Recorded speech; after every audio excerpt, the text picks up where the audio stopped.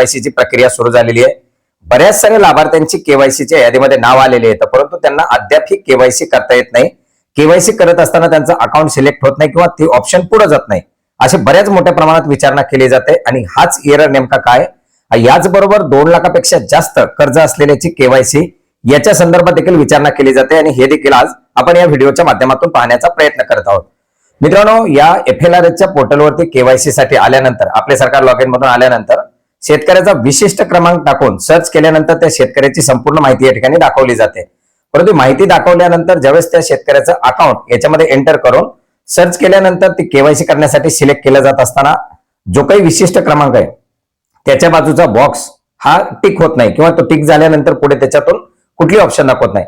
याच्यात कारण काय, तर याच्यावरती आपल्याला एक सूचना आलेली आपण पाहू शकता। आधार नंबरच्या वरती farmer ID not present in system, kindly register for AgriStack and proceed.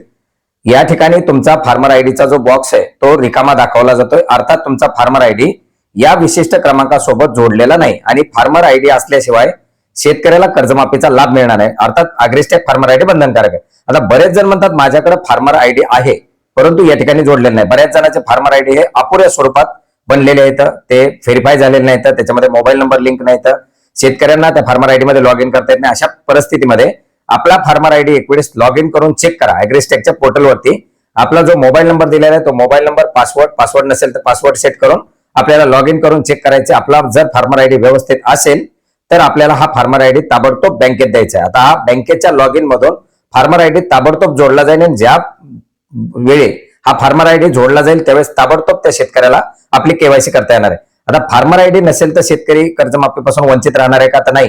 तात्काळ फार्मर आयडी काढून तो फार्मर आयडी जोडणं हे बँकेमध्ये सुद्धा करू शकता। बऱ्याच ठिकाणी आता CSC सेंटरवरती सुद्धा आपण फार्मर आयडी काढू शकता, स्वतःच्या लॉग इन मधून फार्मर आयडी काढू शकता। जर आपला असेल तर ताबडतोब आपली जी काही बँकेची शाखा असेल या शाखेमध्ये भेटून आपण हा फार्मर आयडी आपला जमा करायचा आहे।